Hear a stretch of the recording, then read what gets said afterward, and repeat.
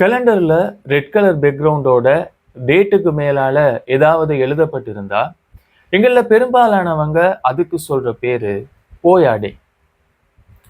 இன்னைக்கு போயா அதனால நான் ஸ்கூல் போல, இன்னைக்கு போயா அதனால வேலைக்கு போகல, இன்னைக்கு போயா லீவு, இப்படிதான் நாம சொல்லுவோம். ஒரு மாசத்துல ரெட் கலர் பேக்ரவுண்டோட டேட்டுக்கு மேலால எழுதப்பட்டிருக்கிற நாட்கள் எத்தனை இருக்குதுண்டு உதாரணமா 2025 கலண்டர்ல ஏப்ரல் மாதத்தை எடுத்து பார்ப்போம்.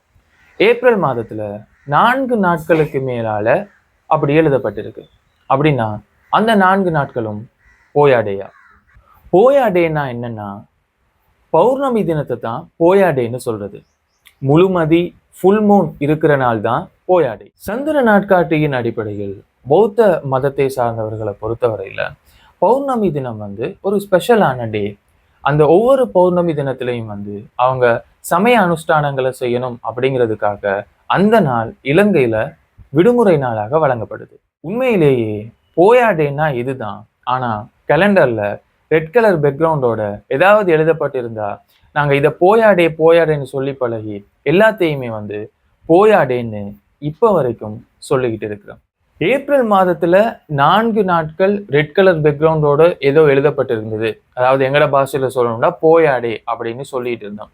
இப்ப உண்மையிலேயே அது என்ன விடுமுறை நாட்கள் அப்படிங்கிறத பார்ப்போம். April 12 Bak full moon Poya day. 13 day before to Sinhala and Tamil new year day.